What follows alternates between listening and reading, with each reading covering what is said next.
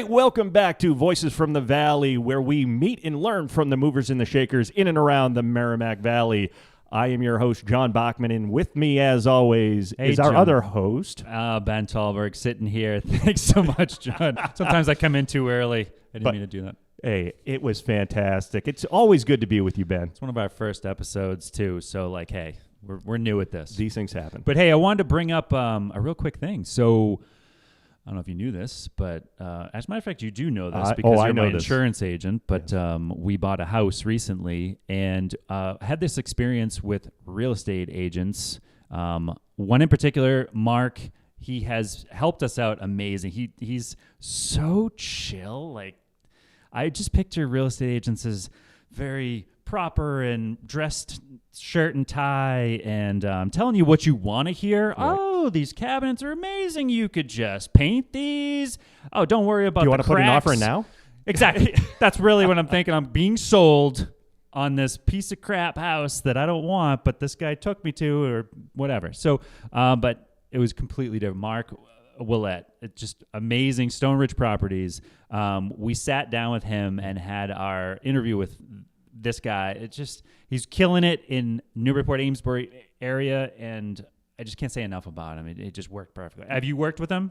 Not directly, other than with joint clients, but he's a great dude. And beyond the real estate thing, he's a Newburyport firefighter as well, too. So he's got some cool stories, crazy, great history with him, too. He started out as a collegiate athlete, too. Right. And firefighter, real estate agent. He does it all, apparently. Yep. Yeah. Everything's easy for Mark. Everything's easy for Mark. That's what he'll tell you. So what do you say we jump right into that interview, Ben?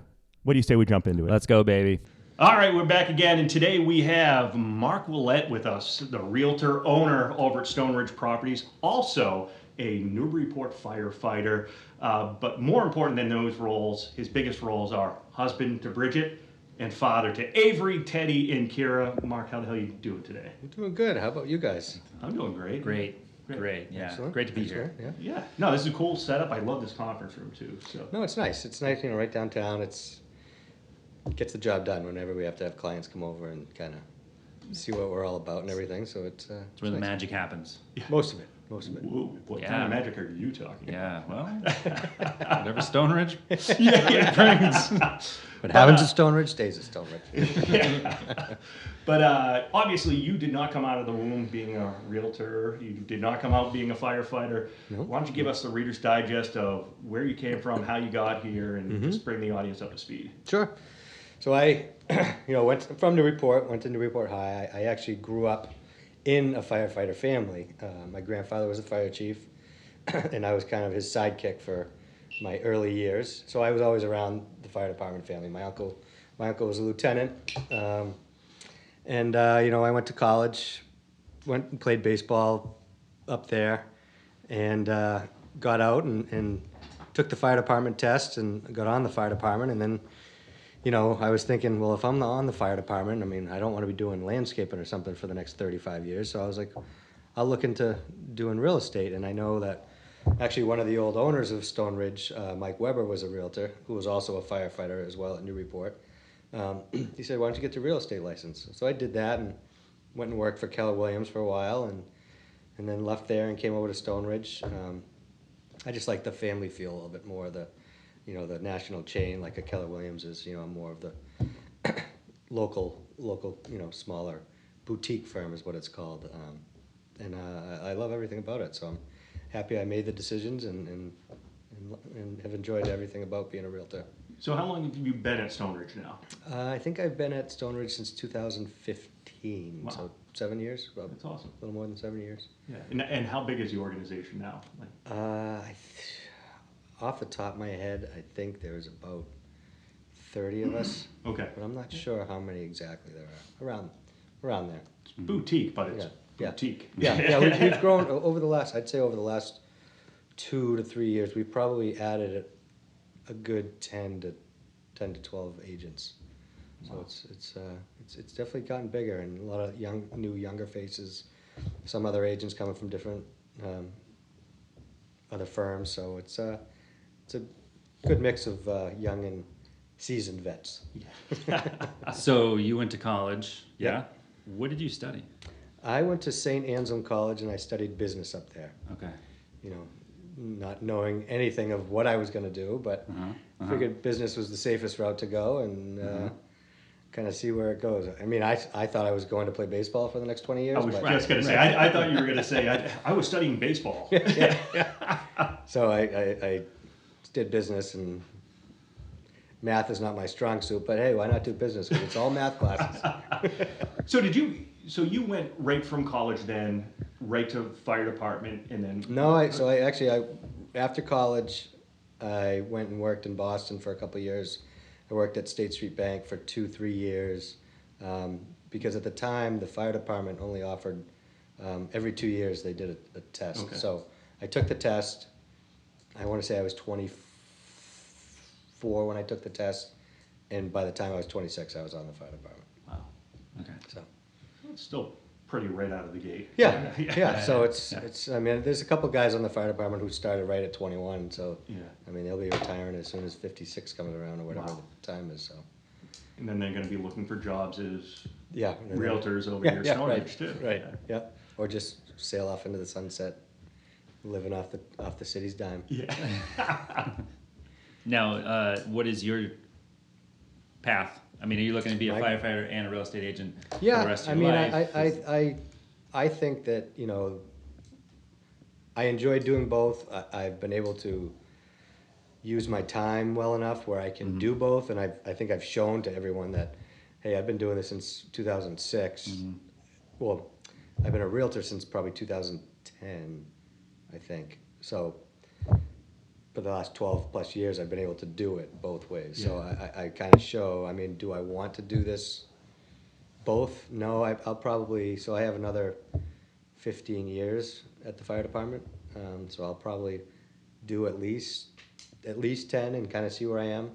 And if real estate kind of goes as well as it's been doing for me, maybe it's 10 and not 15, you know, and, but I thoroughly enjoy doing what I do. And, you know, agency is great because if in the fire department too, like I can call up, you know, if somebody, like if Ben said, hey, I want to go see 123 Main Street, you know, hey, I'm working at the station right now, could you come in for me for 2 hours? And they'll come in for me for 2 hours, or I can't find anybody at the station, hey, can anybody go take Ben to see 123 Main Street? And somebody always jumps in. So it's something I was going to bring up. Is that what other jobs can you find out there where you can have some flexibility, right. To be a real estate agent and a full-time job, another spot. And that's just it. There aren't too many. And even I was speaking with another realtor who, no, I'm sorry. Well, he is a realtor, but he's also a fireman or trying to be a fireman. And he just got on at another town, not in Newburyport, but he was trying to get on Newburyport, and he actually just got on Newburyport. He starts next week. But he was hemming and hawing about, well, you know, I don't know if I want to leave where I am now. I like what I'm doing, but his schedule is 4 10-hour shifts or 4 12-hour shifts or something like that. And I'm like, my buddy, I'm like, you got 2 24-hour shifts where you got 5 days that you can do other stuff. You got three days that you only have when you work at that other town. So that, I think, for me, it was a no-brainer. If I had that choice, just makes your life simpler, you know. And he did come over to Newburyport, so. Good for him. And it's not because of me. Yeah. Clearly, it's not because of me. I can say that 100%. But I think he saw that this is going to make my life a lot easier. So why not do this? You know. Yeah. You recently, well, fairly recently, you'll tell me the time frame, you got owner behind your title here too. So talk about, when did that happen? How did that happen? Why did it happen? Yeah, so I believe it was about a year ago. It's been about a year that I became an owner. We had a partner still do real estate, but he wanted to back away from the ownership role just because there's a little more into it that you have to do, you know, weekly meetings, stuff like that. So they kind of don't want to step back and kind of do what they wanted to do in real estate, but continue to do it. But so he stepped away, and we had, you know, 2 very good, almost like equal, you know, candidates, and we both got hired as owners, and it's worked out, I think. And you know, I'm happy to be an owner and kind of work with the other owners that we have here. That's awesome. So, and this is purely my ignorance here. So, within a real estate agency, what does that mean? So you're still a realtor. You're still selling and buying homes. What do the ownership tasks come into play here? You said the meetings and So the ownership is just kind of making sure that the brand of the company is going in the right direction. What people see us as is going in the right direction. I think Stone Ridge over the last, since I've started to now, it's been night and day, the things that we're doing that we weren't doing back then.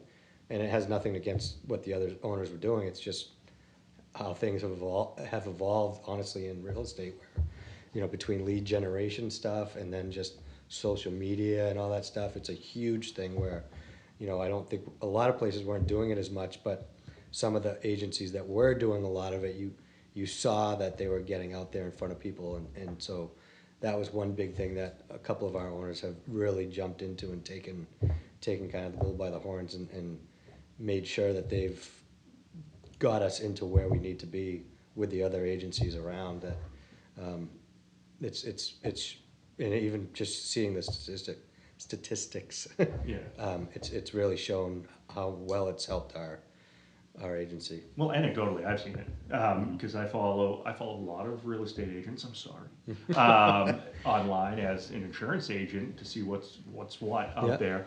But Stone Ridge, you're really going all in on the social media. And they've done an awesome job. And that's one thing my wife always yells at me for, is that's not my thing. The social media aspect is a big thing in real estate, and it's more so for your own. It helps. It does help. And so I do try to do, I don't do as much as a lot of people, but I also do other things myself that I feel like are more my personality. Like elaborate. To me, I'm the head of the Little League. I'm the president of the Little League, so I enjoy that. I'm a high school baseball coach, so I enjoy doing that. I like to be in front of people. I like to, as opposed to just doing video stuff on social media and stuff, or posting stuff about social media. I like to be more going to that fundraiser and spending some money for a charity and stuff like that.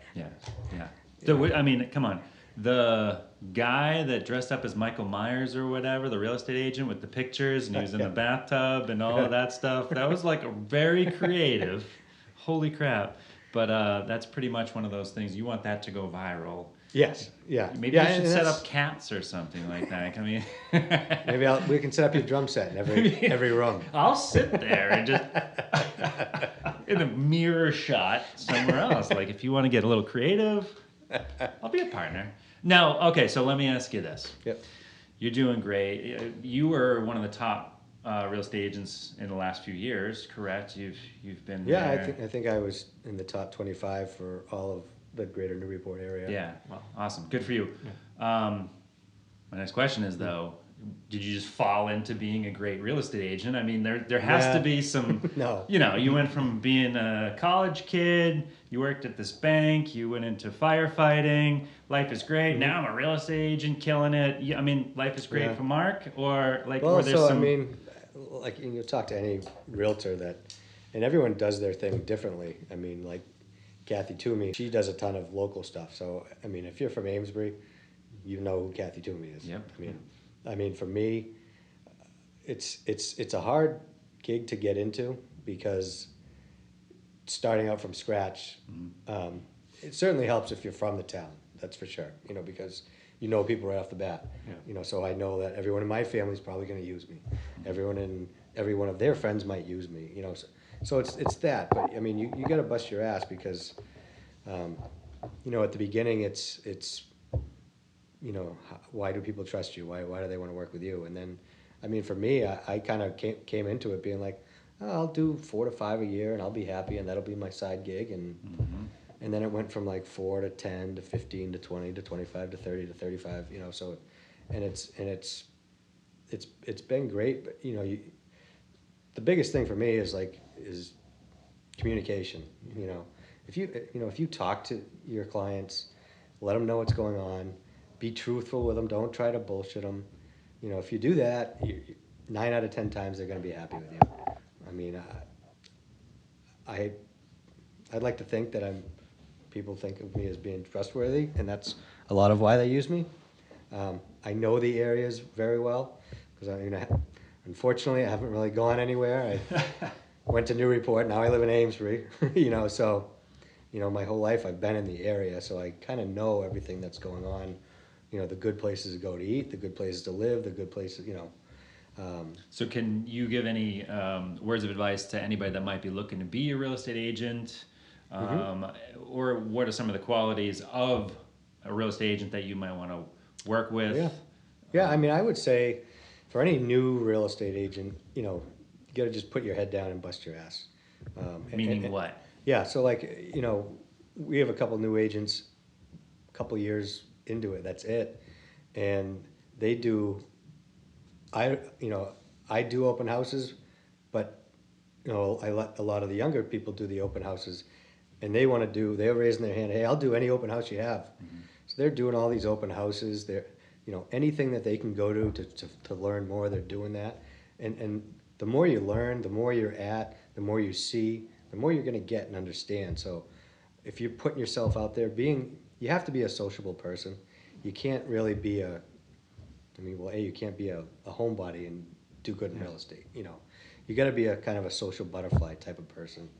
And I mean, my wife always gets on me for that, because if we go out to dinner and in Amesbury, it's like, oh great, we're gonna go out to dinner and you're gonna talk to me for 10 minutes and then everybody else for 45 minutes. Mayor Mark. Yeah. So I get that a lot. So we go out to Portsmouth more so than where I don't know anybody. I'm going out there tomorrow, actually. School field trip, going ice skating. Oh, there you go. Strawberry Banks? Strawberry Bank? Yeah. You got it. Yeah. So you kind of touched on it a little bit earlier there too, of is it social or social media, or is it being in the community? But it's everything, right? It's those two things. Then it's smiling and dialing. Yep. It's doing all those things. Yeah, I mean, I think you got to find your own niche, pretty much. Like Kathy is community. Yeah. I'm more so community.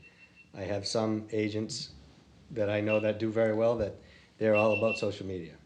They're posting videos, posting this, posting that, and they don't like to go to events. Yeah. That's not their thing. I like to do that stuff. I have no problem going to social, events, any event, and that's just me. And you got to see what works for you. And I mean, I do stuff that makes me uncomfortable. Like I do pay for my own lead generations, which is, I get a site that pulls in clients from doing Facebook ads and stuff like that, and then I have to kind of cold call them, which is, I do not like to do that at all. But some things, once in a while it works, and it helps out. So that's me. Yeah. Well, I think you touched on it too, because you asked the question of somebody who wants to be a real estate agent, wants to be a realtor.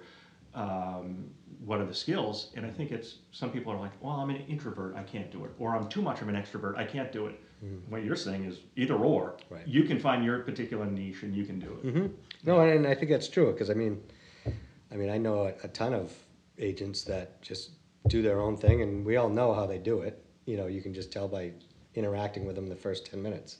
Okay, you're a social butterfly. All right, you're good with social media, and you've got a personality of a snail, but but they know how to draw in the people, and they know what to do to get their clients to the end line. So in the end, that's all that matters, is getting your client to be happy and get them in with what they want. And we've all seen the real estate agents that go around they're just throwing cards like crazy and just seeing who picks up on it. As soon as I lose this deck, I win. Yeah, basically. Right, exactly. Yeah, and I mean, I know it was funny, because we had a friend of mine, her it's not funny, but her mom passed away, and she was doing a class, and she was like, oh, my mom passed away last week or whatever, and the lady that she's talking to is, oh, my husband's friend is a realtor, and I'll get him your car. well, no. One of my best friends is a realtor. I've already talked to him. He's gonna, and then out of the blue, another agent from this agency, his wife was like, oh, here's my husband's card, and I said to him like you have your wife trained pretty good because she threw that card out there pretty quick. Pulled it from a holster. Yeah, exactly. And and sometimes it's just the luck of where you are at the time. And I mean, I've had some clients where it was just like, oh wait, you're walking by and they're saying, oh, I need to find a house, and oh, well, I'm a realtor, and oh geez, I'm looking for some, and it works out, and it's happened to me once or twice. But luckily my friend really does like me, and she's like, no, I got to go with my guy. So we're gonna be selling her mom's condo soon and calling it a day. That's gonna be a tough one though too. Yeah, and I did even said to her, I'm like, hey, listen, I'll take care of everything. You just tell me what you want. If you're gonna leave this stuff here, meaning the furniture and everything, you take what you want to take. I'll bring in a junk guy. I'll bring in an auctioneer, see if there's anything of value in here, and everything else we'll take care of and get out. I was like, you don't have to do anything. She's like, no, I appreciate that, because that, at least I know like that you are there to help if I kind of lose steam, Yeah. No. So. Now, let me ask you this: as far as real estate, are you also dealing with builders, real estate investors, land? I don't know if they're land clearing places that would go to a real estate agent like yourself, commercial. What are your limits? So I do. I mean, I would. Yeah, I do. I do talk to. I have one builder that's done a great job in Newburyport, and actually they just finished their second house that we just we're going to be listing soon on Merrimack Street in Newburyport, and then he has another one coming soon, and another one in Newburyport. So they've done a great job. We sold one over on Crow Lane in Newburyport last year, when everyone said there's no way we're going to get what we got. We got more than anybody thought we were going to get, and it was nice to see, because they did a great job, and they don't cut any corners, which is few and far between with some of the builders. But and let's be honest, not to cut you off real quickly, but it is all in who you know, and if you know a lot of the people that are in the area, sometimes having a great real estate agent that knows a lot of people that can't go out to dinner because they're talking to everybody is a huge benefit. So. Right. Yeah, no, and he's a local guy too, so I actually coached him JV baseball when I got out of college. He was on my first JV team for Newburyport, and now he's doing better than now. He's doing better. Yeah, I feel very old because now he's doing better than me and making me look foolish. But no, I'm proud of how he's what he's done, and he's going to continue to do great work as he keeps going on. But selfishly, also you work commercial properties. Yep. I'll kind of do anything for because I'm looking for commercial properties. Yeah, I'll kind of do anything for anybody, and within a the scope of what I know, and I'll flat out tell you, hey, this is out of my realm. But happily I'll work with anybody for anything that especially in the area. Like some people always ask me, what's your area that you work in? And I usually say I go up to Portsmouth, over to Manchester, down to Worcester, and over to Boston. That's generally, I mean, for the most part, I would say 75% of my work is in a 5 to 10 mile radius of Newburyport. Yeah. But I've gone up to Portsmouth, I've gone up to Manchester, I've gone out to You must get that Chelmsford. Call, though, that just goes, where are you looking? Yeah. How far? Oh, trust me, I've gone down to Brockton a few times because I sold a father a house in Hyde Park, and then he's like, oh, my son wants to buy a house in Brockton. I'm like, all right, because I felt so appreciated that he thought of me. I was like, yeah, sure. So then I went down to Brockton, and then he had a buddy who he worked with that, he's looking around the area. I sold him one, and then his daughter was another one. So I got 4 in the Brockton area that I never in a million years would have gone down to Brockton. Now you're licensed in Rhode Island and Connecticut. Seriously. And I do have a friend who's in Connecticut, a family friend, so I can pass anything off to anybody that if you know anybody. So it's good, that aspect. But yeah, no, and you get to meet a lot of good realtors that you enjoy working with in the area. So it's when you get to work with an agent, you see who it is on the other side. Sometimes you always breathe that sigh of relief, like, oh, thank God. going to be a hell of a lot easier. Because you know it's, you have those agents that you see who they are and you're like, no. Yeah. But it all works out. So you're always going to have one or two hard ones every year. Yeah. And but that's what you get paid the big bucks for. Yeah, that's right. So we've been talking all about sunshine, roses, rainbows, unicorns right now. The market's been shit. Mm-hmm. It's been hard as hell, but you guys are still growing too. You said you've added on agents. How the hell are you doing it in the market? Like, there's a lot of challenges, and let us know some of the challenges you're facing right now. And the biggest challenge right now is just inventory.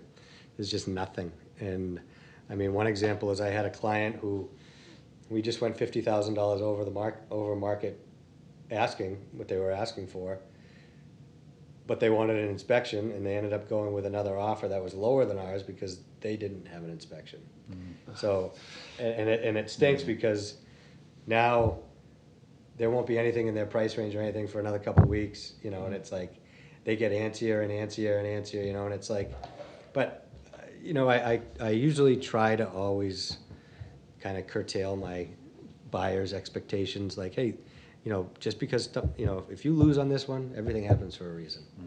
Mm-hmm. And you will get what you want in the end. It's just, it might take a little bit longer than you expected, and they usually appreciative of that and say, yeah, you're right. And, but I think that's the biggest hurdle right now is that, and then some of the younger agents who came into like the whirlwind of like, oh, if I get a listing, it's gone in a day, and they're, now they have listings and it's like, why isn't this sold in the first day? Mm-hmm. And it's, well, now that it's correcting itself, the market's kind of coming back to a normal market where just because you put a house on the market, whether it's ugly or not, or needs work, like, well, if it needs work and stuff like that, the buyers aren't as apt to spend way over asking, and they're going to call you out on, well, this is $50,000 over what it should be, But, as long as you have a realtor who's, pricing it right and everything, then you should be all right. I feel like if I was a realtor, let's step back for a second. I want to hear this. Here's what I would do. I would be waiting for that multi-million-dollar listing that I'm going to get any second now. My phone's going to ring, and it's going to be $2.2 million Dover Point house. Ooh, right. And I would just wait for those. Yeah, no, the commission's got to be amazing, and I just work one a year. Yeah, why not? Take the summer off. Yeah. Simple. Yeah. You just got to run with that Dover Point crowd. Yeah. I'm trying to, I'm trying to get back over to the Plum Island area. It's funny because back when I grew up, we used to make fun of the Plum Island kids. Because they were like, we call them the island rats. And now it's like the shanties that are over there are like 700,000. Yeah. And it's funny because that wasn't how it was when I was growing up. Yeah, good luck trying to insure them too.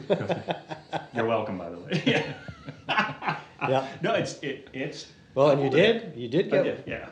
It's tough, and I feel bad for the clients out there because the insurance companies too. They see it.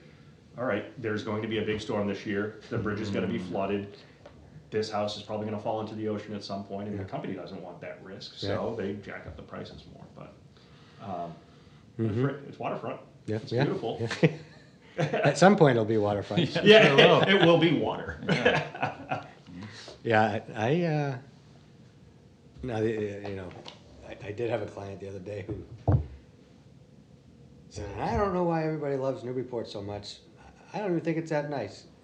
I come from Gloucester, and you guys, all you have is a river. You don't even have the ocean. And I'm like, geez, the last time I checked, the Atlantic Ocean was part of Plum Island. It was right on Plum Island. I was like, maybe I'm wrong. Although, good luck trying to get out that mouth. If you got a boat, good luck. Yeah. Well, in the fire department, we have to usually go out there once a year. Do you really? Yeah. Oh, yeah, because there are always people trying to get out there. That we had 20 kids from, I think they were from Gloucester a couple of years ago, and they flipped their boat. There was 20 kids on a 18-foot boat. Rated for 6. Yeah.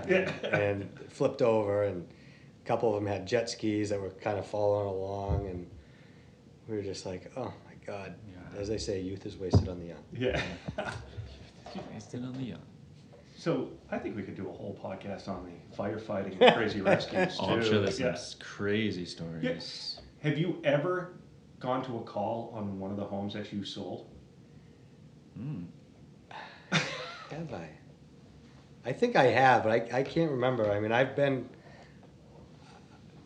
have been, actually a woman just reached out to me, being like, hey, we want to look for a house in Newburyport.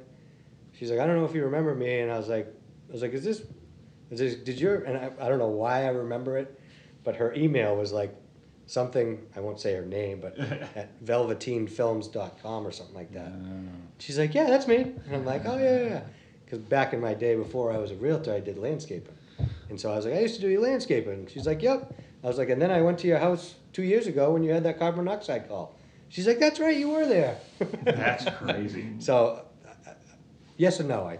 But I'm pretty sure, I'm almost positive I've been to houses before like that. But I have had people that, and the guys at the fire department always make fun of me. They're like, when it's an old guy and you know, and he falls and gets hurt or something like that. And they're like, you probably dropped your card out of your pants, didn't you? So it fell onto his coffee table, right? I'm like, no, I would never do that. Yeah. Probably should. Cheap advertising. Question, and this is, again, ignorance. Are you part of any hiring on new agents? And I know it's probably a lot of contractor, and again, ignorance, 1099, W-2s. I don't know really how it works. Yeah, so usually we have, you know, I think there's seven owners right now, I believe. 6 or 7. I can't remember, to be honest. I should know. Name it. I should be able to do that. But you know, usually one of us usually brings up, hey, you know, so-and-so, I think she'd be really good with us. Or, hey, this agent came up to me and said her friend wants to come and work with you guys. So we usually will sit down, you know, 2 or 3 of us will sit down, and we usually take the word of, you know, if I can't make it, yeah, I trust the other 3 owners of what they're going to do and bring in. And you know, usually that's how it goes. We'll bring in like 3 and interview, just have a kind of like a conversation like this. Like, hey, what are you looking for in a company? What have you done in the past? You know, kind of just, and you can kind of get their personality just by talking to them. You know, if they're just like this the whole time, kind of, it's like, I'm not so sure this is going to work for you. But, you know, there's been times where people have kind of fooled us where we're like, I don't really know how good she's going to be. And then she does great. And it's like, oh, all right, you know. Do you do like a temporary hire? Is it like a 30 day, 60 day? No, it's usually, you know, usually we just let them go. I mean, because it's, to be honest, there's nothing like, you know, if it's not working out and they're not really doing anything to better themselves, we might be like, you know, what are you expecting from us if you're not going to do anything to kind of take the next level? Like, whatever you're doing, whether you're doing open houses or letting people know, hey, I'll do anything to get out there. You know, it's if that's the case, we usually try to maybe have a sit down with them. But I mean, we're not really paying them at all unless they do something. They filter themselves out. Yeah. I'm sure. Yeah. It's like, So I'm like, if they're not doing anything, it's not like we're wasting money. We might be wasting some time, some resources, you know, and whatnot. stuff like that, and trying to help them. But for the most part, they kind of weed themselves out after the first year or so. Sure. And I think there's a statistic out there about, I forget what it is, but there's a decent amount of people within that first 2 years, like when it's up for, because your renewals every 2 years, you know, for your whatever the hell is licenses for your license, every 2 years, you know, for a license, and within that 2 years, they don't renew because they're like, it's not for me, you know, which I get, and again, a lot of it's personality, you know, and some people just are like, you know, this isn't for me, you know. Are you looking to hire right now? I think right now we are looking probably not for new, like brand stinking new, but like if a seasoned agent that has worked well in another agency wanted to come over, I think we would be 100% on board taking them on. But I think for right now we have like 4 or 5 younger, newer agents, so we really want to kind of focus on getting them kind of rolling before we kind of brought anybody else on. Sounds like John's looking for an application. No experience, sorry. Doesn't work. Damn. But I do have the voice, though. I heard you're into social media. So, Mark, how do we get a hold of you, social media-wise? And Yep, so I have my Facebook. I do have it all. You do I have just it don't. all. I'm not an everyday user of But then if somebody wants to learn directly from, what's the best way to get in touch with you then? Oh, I mean, if you're not always on Facebook. yeah, I mean, my phone's always on me, so anytime anybody, even if somebody wanted to talk to see, hey, I'm thinking about getting into real estate, hey, I want to sell my house or buy a house. But, even just to talk, hey, I'm thinking about getting into real estate, I'd always take that call and answer any questions that anybody has. So my number is always out there. I'm on Facebook, I'm on Instagram. I'm not a Twitter person yet. Definitely not TikTok. No TikTok? You never see me on TikTok. Not yet. He said yet on No, Twitter, that's yet. but not TikTok. That's a never on TikTok. My daughter's on that too much now, and I'm like, no, I'm just not, and I'm too old for that. I say that, and I'm not really not, but yeah, I am. I'm on it. It's addictive as hell, man. It is. It is. Oh, that's just it. That's the thing. I go down the rabbit hole on Instagram, and I'm like, all of a sudden, who is this person that I'm looking at? And why am I looking at it? And it makes no sense, but See, what I'm trying to do on there is I'm trying to learn how I can use it for me and my business. Yeah. So I'm trying to learn, and I can't figure it out because it's, again, I used to be the youngest guy in the room all the time. I'm not. I am an old man now, and I watch that shit, and I don't understand it. So I'm trying. Yeah, I mean, TikTok, I've given up on that. Like Twitter, I'm still not a Twitter guy. I don't know why. There's nothing why I shouldn't be, but I'm like, I got Instagram and Facebook. That's enough for me. Get off my front porch. Right. I'm done. Who's gonna write for me on those two? I got an email. Fine. So, well, cool. Well, I do want to ask another question here too. You personally, who are some of the mentors, coaches, people you've looked up to in the area that have made an impact on your life, made an impact on your business or businesses? Yeah, I think the biggest kind of person I looked up to when I was younger was my grandfather, being the fire chief and everything. And it's funny, like even to this day, working with guys who worked with him, they still say like he was the greatest guy that they've ever, because he cared about his people, like his and there aren't too many chiefs that I've been around or that they were around other than him that they said we're like that. They're like, he'd go to bat for you whether he liked you or not. He was going to go to bat for you, and that, I think that's huge in any. Just leadership. Yeah. That's it. So I think that's huge. If people know that you have their back at all times, that's huge. In anything. And so I try to always, instill that in anybody that works here. Like, hey, I'll always help you out no matter what, and I'm gonna have your back over somebody else from another agency's back all the time. Whether you're right or wrong, I'll still, even if we look stupid, I'll still back you up. So I think that definitely him. My mom obviously was a big, just from her work ethic, had 3 jobs as a single mom, type of thing. And then, like people in the industry that have helped me. Like Mike Weber was kind of the one to kind of say, hey, you should do this. I think you'd do good at it, and he helped me along the way, especially when I came back over to Stone Ridge. And he even said, why don't you go to Keller Williams, because they're a better place to start where you can kind of learn stuff and then come over here once you've learned stuff, then you can go and work out. So he was good in that aspect, but like, even Kathy, like I talk to her all the time because she's been around. She's been around for at least 50 or 60 years. Oh, Jesus. I'm looking at you, Kathy, but you're just not listening to me.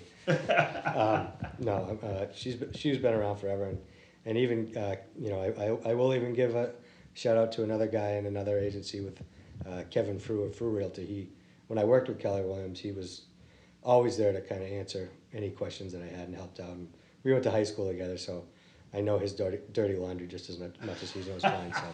So I can say stuff like that and get away with it.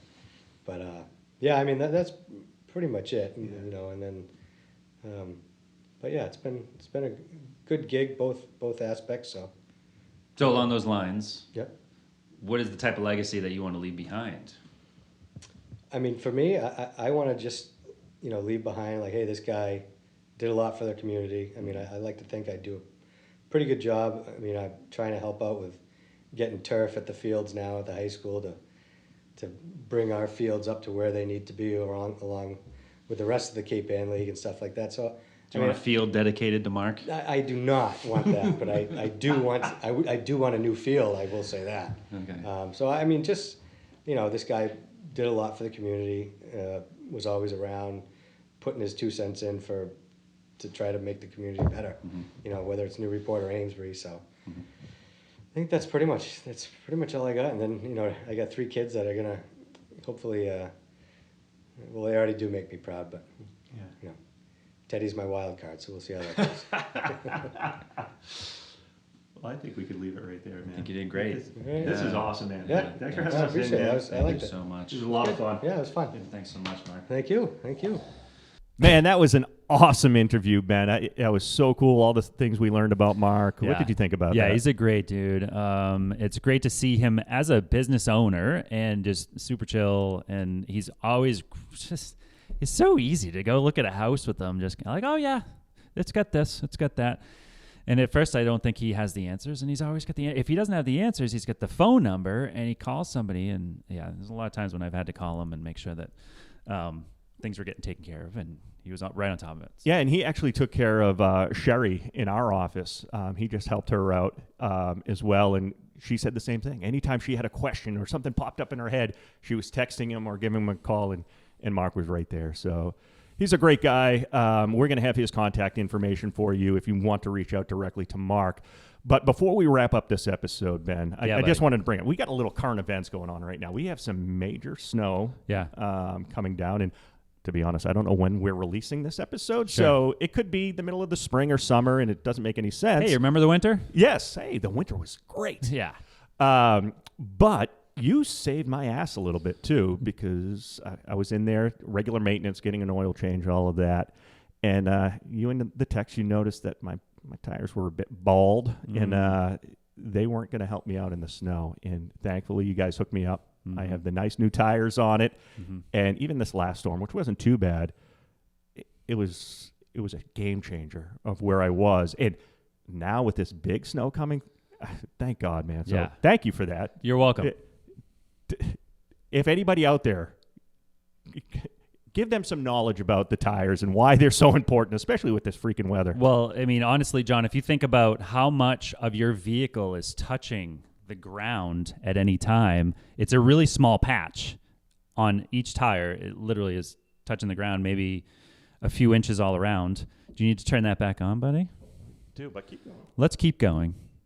Are you still rolling? Yes, I'm looking good over here. You always buddy. look good. Thanks, man. No, so there's a small patch that's always touching the ground, and you really want the best patch rolling around that you can. You can just imagine the treads of these tires. The lower they get, the less grip that you're going to have. But there is a difference between all seasons and winter tires. There's winter tires, and you've heard of all season tires, which might be in the summer and the spring. And the difference is first of all, there might be a little bit softer tread. So that patch that your vehicle is traveling on, it's a little bit softer, so it can grip a little bit better. Also, winter tires don't freeze as, I guess, soon as an all-season tire. So there's like maybe an all-season tire, quote-unquote, freezes. It gets harder at minus 32 degrees freezing, somewhere around there. I don't actually know the specifics. But winter tires are actually going to give you maybe minus 18 degrees or so before they get stiffer and freeze up too. So a few benefits to actually having winter tires. Now, you've got a big truck, an F-150, so that thing has decent treads already, and that's going to help you get through anything. Plus, you get the four-wheel drive. So that's fantastic. Now, I've got a question for you. Uh-oh. Here we go. Listen, on the spot. Listen, on the spot. I've got brand new tires on my F-150. Yeah, I've been bragging about it. Yeah, you really look great with your great tires and your little patches that tire hits on the streets. Is my insurance rate going to go down because I've got new, I don't know, shoes. I got new shoes on my ride. No, it's a great question. In terms of your rates, no, they're not going to go down. Yes, you are a safer driver now. The vehicle's safer, so that's a good thing. Worth more. My vehicle's worth more. Unfortunately, it's not going to change the policy per se, but you're less likely to be in an accident, less likely to be in a wreck, having to owe your deductible, all of that. Take down my premiums, baby. Yeah. However, there is some aspects in your policy where that would come into play, and it depends upon your policies. I'll probably be Mr. Disclaimer anytime we have these discussions, but your policy may be slightly different. So speak to your agent or give me a call. I'll help you out. But if there's a total loss accident and they're completely totaling your vehicle and they're going to pay you. I've had that. Yeah, and they said, here's the amount for that vehicle. And I just put tires on it. If you just put tires on it and there's really no mileage on it, if you can document it, if you have the receipts, the invoices, all of that, they'll take that into account. Once the mileage starts going up, that will dwindle, and the opportunity for you to actually do that may disappear. Don't touch anything. I keep touching things. And so you may not be able to fully recover that or the full amount that you paid out, but there may be some components there. So so that's that, my friend. So all right. So nothing about my fancy new tires is going to get me lower premiums. No. All right. Sorry, I can't help you out on that end, my friend. That's okay. Like I said, we did have a vehicle that was totaled. Tires were brand new, and we contemplated taking the tires off and switching them out. And because the auction people, really diving deep into this. What happens after this vehicle's totaled? It gets brought to the boneyard, and what does the insurance company do? So the insurance company actually still retains the rights. They send it to the auction, and they what's called salvage. They try to get as much money as they can from it, so they auction it off and all of that. So that is actually an option. You mentioned about taking the tires off. You still have ownership. Until the insurance company takes ownership, you own it. So if you want to take those pieces off, now it still has to be in the condition that it was prior to the wreck. So you got to get tires back on it. So if you didn't keep your old tires, you're in trouble.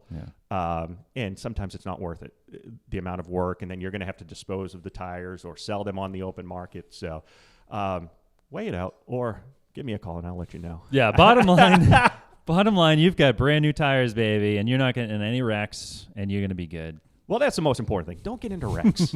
Just don't do that. Okay, sorry to bring that up. No. Anyway. But that's everything we have for you today. I hope this was a great episode for all of you. I had a blast with it. I hope you did, Ben. Yeah, it was great. Yeah. Mark's a great guy. And again, his contact information is going to be with the notes of this episode. But other than that, we will see you on the next one. All right. See you, John.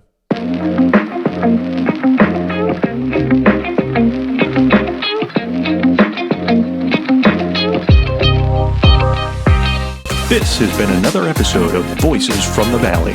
If you'd like to be a guest or know someone that would be a great guest, send us an email at voicesfromthevalley@gmail.com. Want to learn more about Ben Tallberg and Amesbury Foreign Auto? Head over to amesburyforeignauto.com or call 978-388-5959. Want to learn more about John Bachmann and Norwood Insurance Agency? Head over to norwoodinsurance.com or call 978-372-5921. Thanks for tuning in to Voices from the Valley.